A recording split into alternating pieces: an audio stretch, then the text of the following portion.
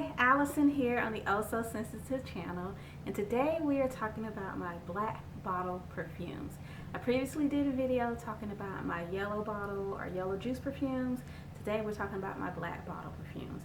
So most of the time, you can't really judge a perfume by its cover. You can't really assume that it smells a certain way by the color of the bottle, but sometimes you can. And in this case, most of my black bottle perfumes do have a similar smell, which I'm going to talk about later on. But there's only one perfume that kind of breaks away from that mold as far as the similarity in most of my black bottle perfumes. So if you're interested in hearing about those perfumes, then please stay tuned.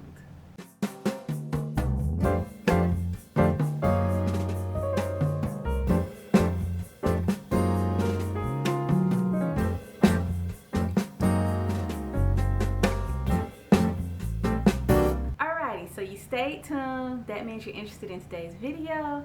Since you're already interested, go ahead and hit the like button. If you're not subscribed to my channel, then go ahead and subscribe and hit the notification bell. But if you are subscribed, thank you for subscribing and thank you for tuning in to today's video. That's for all of y'all. Thank you for tuning in to today's video.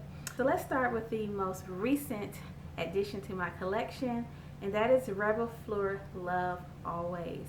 I've mentioned this before. I have the original Reb'l Fleur as the eau de parfum and as the body mist. The body mist is what first introduced me to that Reb'l Fleur smell.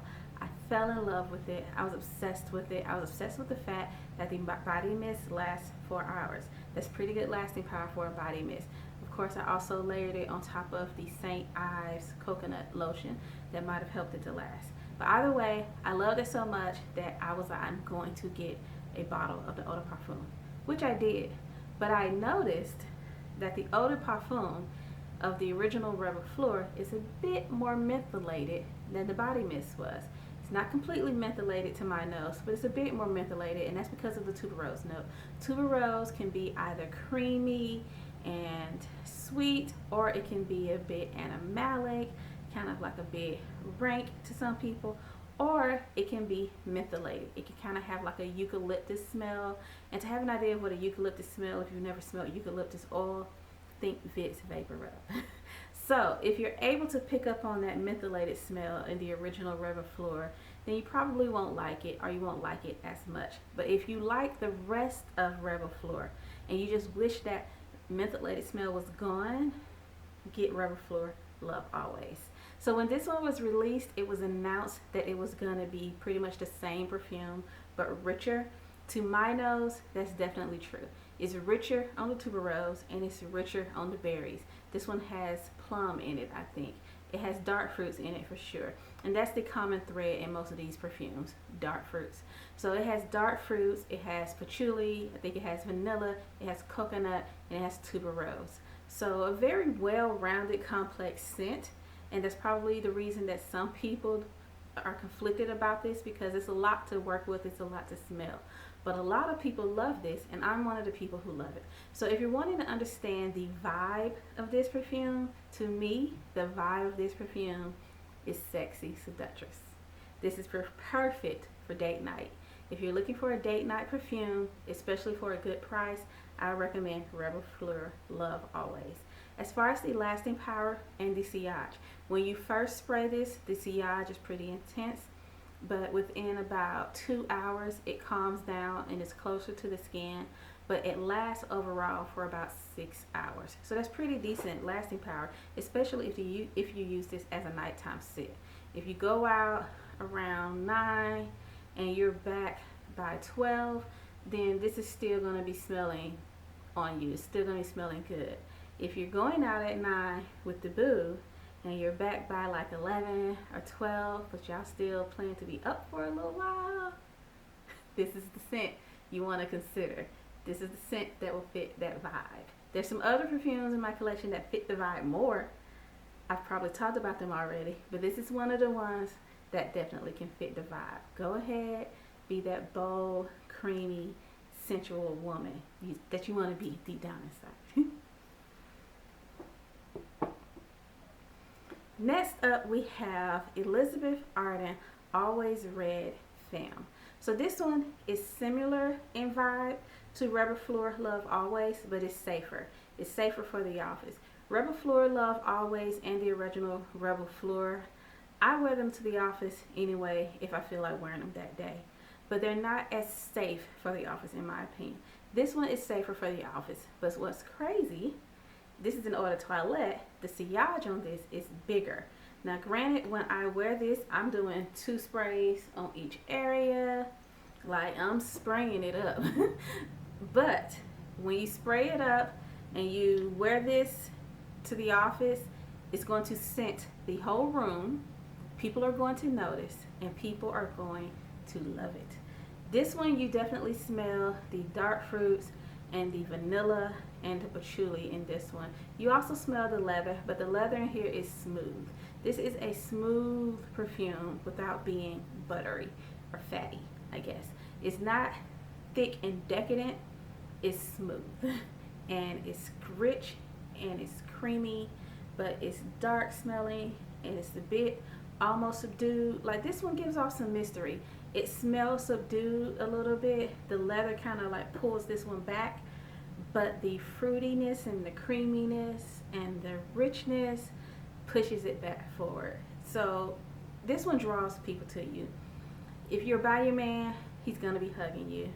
If you're out for the day, hanging out, people are gonna, is that you?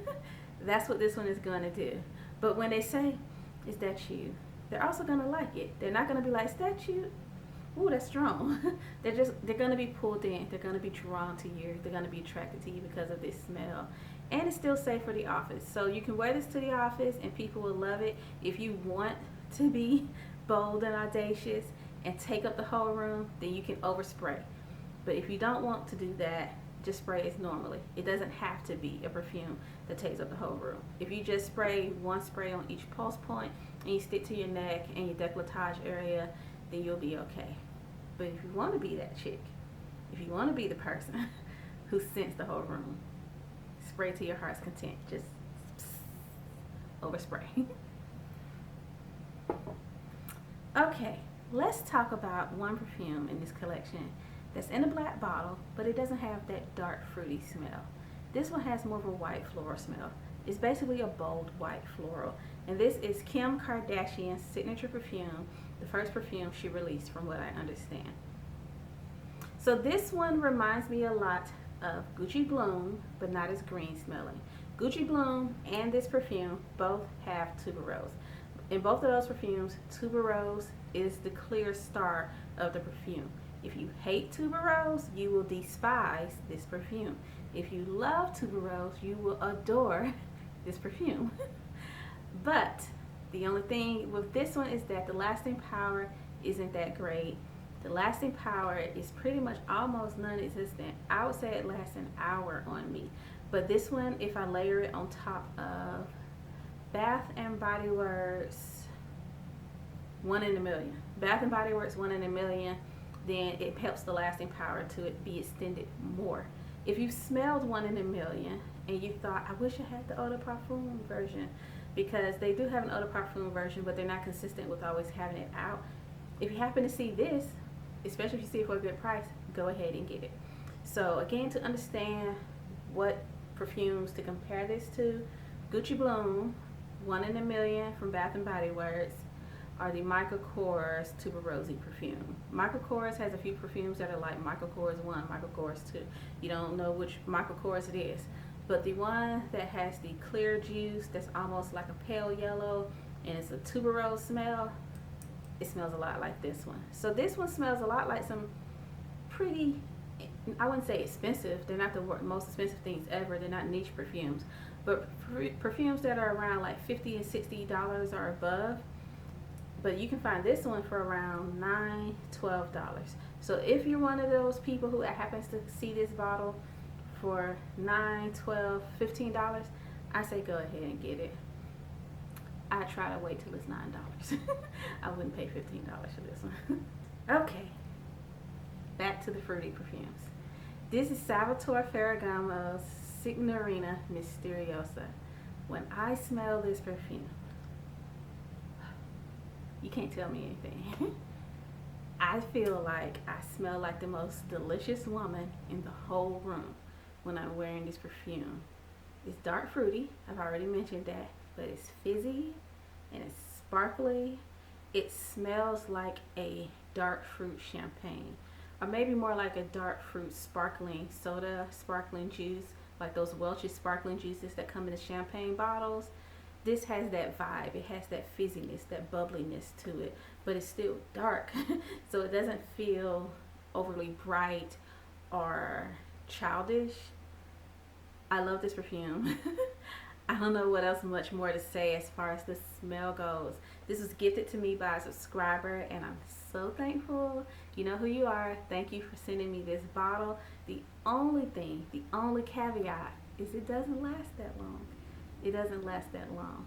I haven't found a lotion to layer it with to make it last long, but I have recently been wearing this body oil instead of body lotions, and that body oil seems to be making a lot of my perfumes stick around longer, so I might have to try it out with this one. So if you find a good body oil and you find this one for a good price, definitely get it up. I've seen this at TJ Maxx and Ross Dress for Less so many times, and in the past I was always like, should I get it? And something kept telling me don't get it, and now I know it's because somebody ended up sending it to me. God knew. God was like, don't buy it, somebody's gonna get it for you. And they did, and I love it. Again, only problem is it doesn't last long. Last but not least, we have Tom Ford Black Orchid. So this one, oh, has a little bit of something stuck to it. So this one has a dark fruit in here. It has black currant. It has a vanilla smell to it, but it also has a dirty smell. And the dirty smell is because of the truffle note. This has truffle in it. Truffle is a mushroom. And I've never thought to myself, I wish I had a perfume that smelled like mushrooms. But now I have a perfume that has a bit of a mushroom smell because this was given to me by a friend from church. She bought it. She tried to love it. She just could not. She asked me if I wanted it, and I was like, yeah, I want it. I didn't even know what it smelled like, but I was like, yeah, give it to me, give it to me. Once I got it and I smelled it from the cap, I was like, oh, this smells good. And everybody I had smelled this was like, oh yeah, that smells good. But when I sprayed it on, I smelled the truffle, and I was like, it's a little dirty. It smells a little bit like dirt.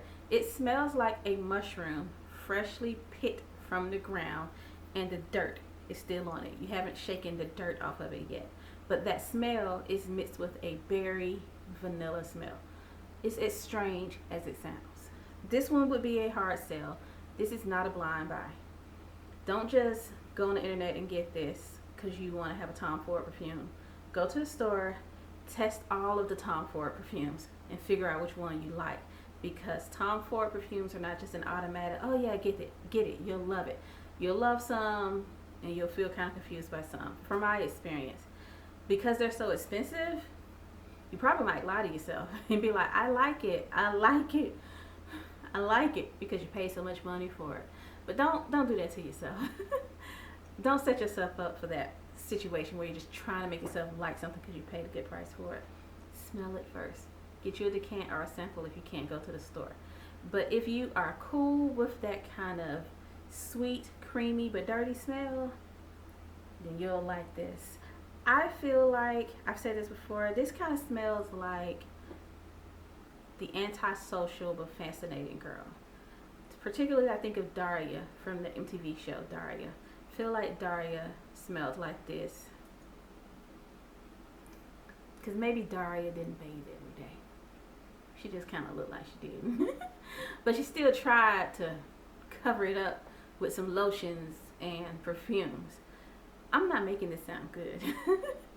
But I've worn this a few times, and the truffle kind of calms down, the dirtiness calms down, and I like wearing it. This isn't one of the perfumes that makes me feel like me.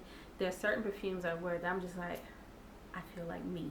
I feel like the best version of me. That's not this perfume, but I still like it enough to keep it in my collection. Okay, so that concludes this video. I hope you enjoyed hearing about my black bottle perfumes.